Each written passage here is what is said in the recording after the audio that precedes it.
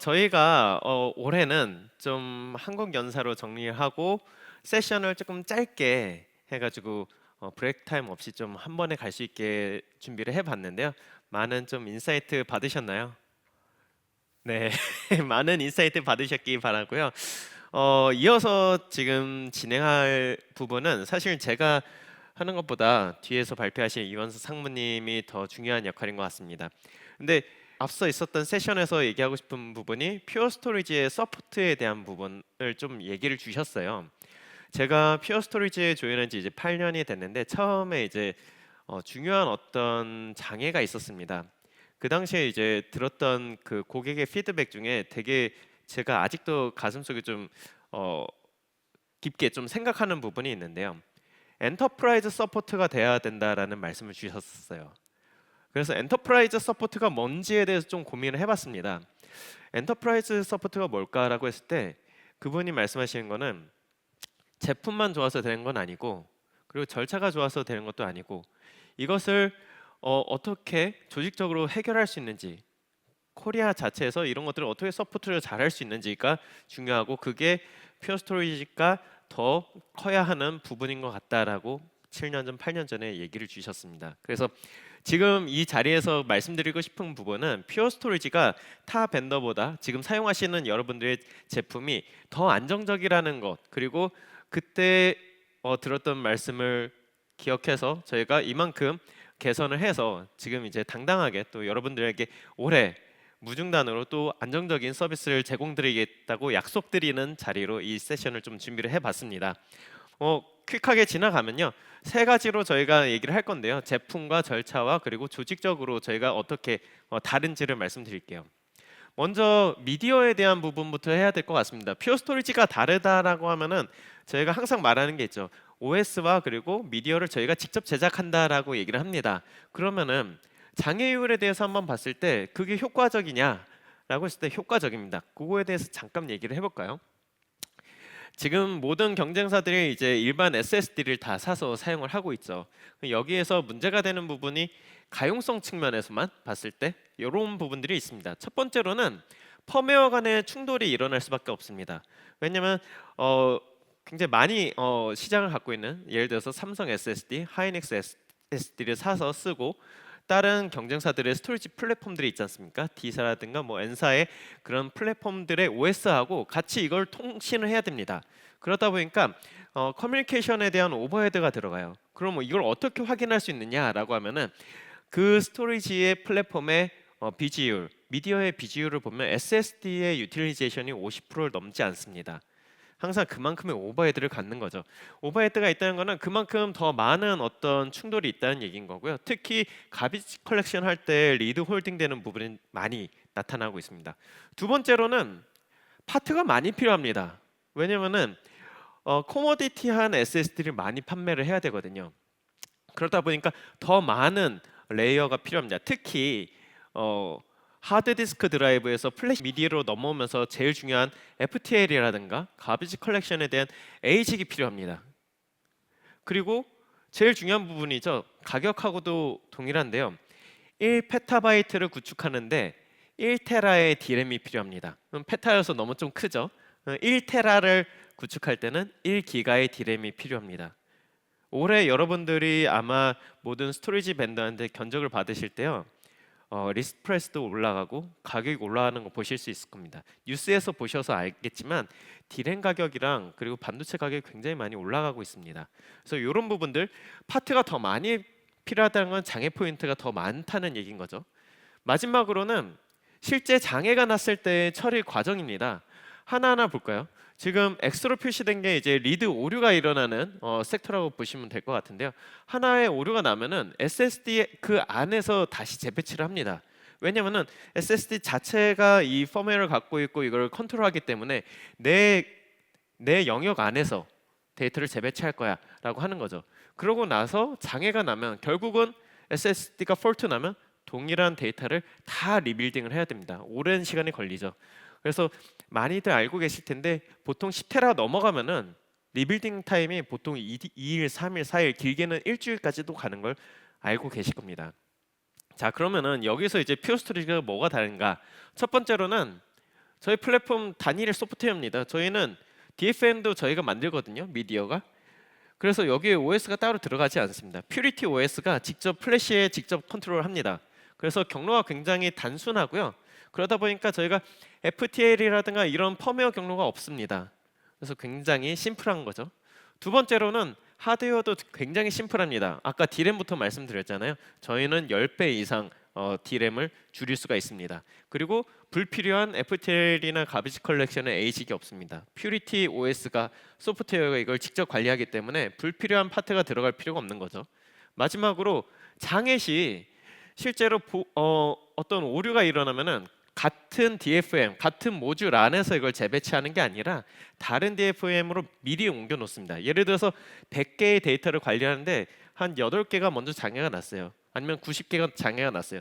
이미 다 다른 DFM을 다 넘겨 놓습니다. 그리고 실제로 DFM이 폴트가 나면은 실제로는 이미 90% 이상 다 넘겨놨거든요. 리빌딩할 데이터가 굉장히 적습니다. 그래서 타사 대비 5배에서 10배 더 빠른 리빌딩 시간을 갖고 있습니다. 혹시나 여러분들이 오해하실까봐 그런 얘기를 하세요. 저희 DFM 모듈이 굉장히 큰 거 알고 계시죠? 지금 150테라 모듈을 제공드리고 있고요. 저희가 다가오는 2달 안에 300테라 모듈을 런칭할 겁니다. 경쟁 모델들은 지금 75테라가 제일 큰 모듈입니다. 그래서 그런 얘기를 합니다. 300테라짜리 그러면 리빌딩 하는데 한 달 걸리겠네요. 2주 걸리겠네요. 이런 얘기를 하지만 다른 얘기인 거죠. 아예 과학 자체가 다릅니다. 테크놀로지가 다르기 때문에 저희는 하루 안에 다 모든 데이터를 넘길 수가 있습니다.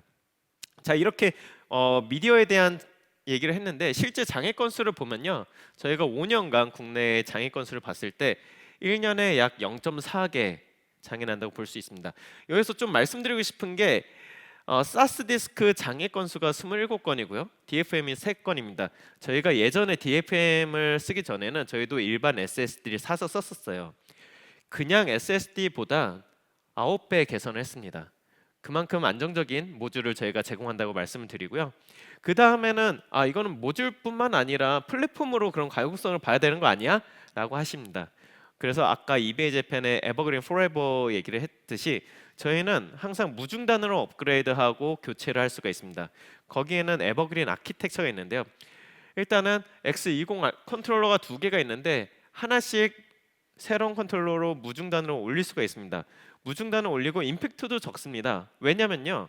퓨어 스토리지 아키텍처는 스테이트 리스입니다. 그 얘기는 조금만 더 편하게 하면은 캐시 내에 저희가 데이터를 상주시키지 않아요. 다른 모든 플랫폼은 캐시 내에 리드 데이터를 갖고 있습니다. 데이터가 없기 때문에 메모리에 데이터가 없기 때문에 이것에 대한 교체라든가 작업이 굉장히 자유로운 거죠. 그럼 어떻게 될까요? 실제로 할 때 무중단으로 갑니다. 저희가 실제 테스트했던 거를 지금 캡처를 한 건데요. 컨트롤러를 하나 교체했을 때 폴트 난 상황을 보여주는 건데요. I/O가 드롭되지 않습니다. I/O가 끊기지 않는다는 얘기고요. 저희가 2개의 컨트롤을 갖고 있다고 해서 하나가 빠지면 성능이 50% 된다라는 또 잘못된 오해들이 있는데 퓨어 스토리지는 사실은 컨트롤러 하나가 100%를 낼 수 있게 설계되어 있습니다. 거꾸로 말하면 평상시에는 50%의 성능을 내는 거죠. 그래서 장애가 났을 때에도 최대 성능이 떨어지지 않는 것을 확인할 수가 있습니다. 자, 그래서 미디어적인 부분 그리고 플랫폼적인 부분에서 아키텍처로 저희가 안정성을 제공을 드리고요. 이 모든 것들을 지금 퓨어 1으로 연결해서 AI 옵스로 저희가 사전에 예측해가지고 케이스를 여는데 무려 63% 이상입니다. 63% 이상의 케이스가 여러분들이 알기도 전에 퓨어 스토리지가 이미 케이스를 만들어서 솔루션을 제공드리고 엔지니어가 개입돼서 들어가고 있다고 보시면 되겠습니다. 자, 마지막으로는 저희가 제일 중요한 조직적인 부분에 대해서 이원상 상무님 모시고 말씀드리도록 하겠습니다. 감사합니다.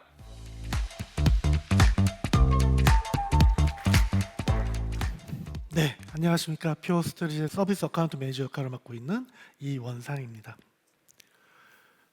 앞에서 2가지 PPP 중에 프로덕트와 프로세스에 대해서 설명을 들으셨고요. 결국은 피플에 대한 설명을 드리도록 하겠습니다. 이 피플은 결국은 서비스 부분이라고 보시면 되고요. 이 서비스 부분에서는 우리가 BCS 서비스라는 걸 이 시간에 설명을 드리도록 하겠습니다. 고객분들은 항상 시스템의 안정적인 운영에 대해서 항상 고민을 하게 되고 효율성에 대해서도 고민하게 되고 그리고 개선점 파악에 항상 노력과 비용을 사용하게 됩니다. 이 BCS 서비스는 이런 운영에 대한 매니지먼트, 단순 장애에 대한 대응을 넘어서 전담팀을 구성해서 운영할 수 있는 퓨어 스토리지의 프리미엄 서비스라고 보시면 될 것 같습니다. 그래서 BCS 서비스를 통해서 장애를 사전에 예방하게 되고 이슈 발생에 대해서 남들보다 훨씬 더 빠르게 프로세스를 타고 처리를 할 수 있도록 지원해주는 역할을 한다고 보시면 될 것 같습니다.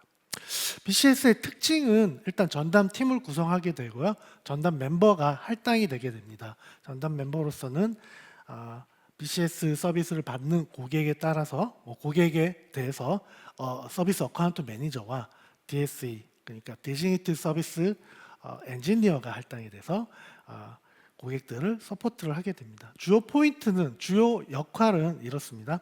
싱글 포인트 컨택 역할과 프로액티브 예방 운영을 하게 되는 겁니다. 일단 싱글 컨택 포인트로서는 프로젝트 내부적으로 인스톨이나 이런 작업들을 진행하고 관리를 계획하는 프로젝트가 진행이 됐을 때 그런 역할로서 프로젝트 일정이나 인력이나 산출물들을 서비스 어카운트 매니저를 통해서 받게 되고요.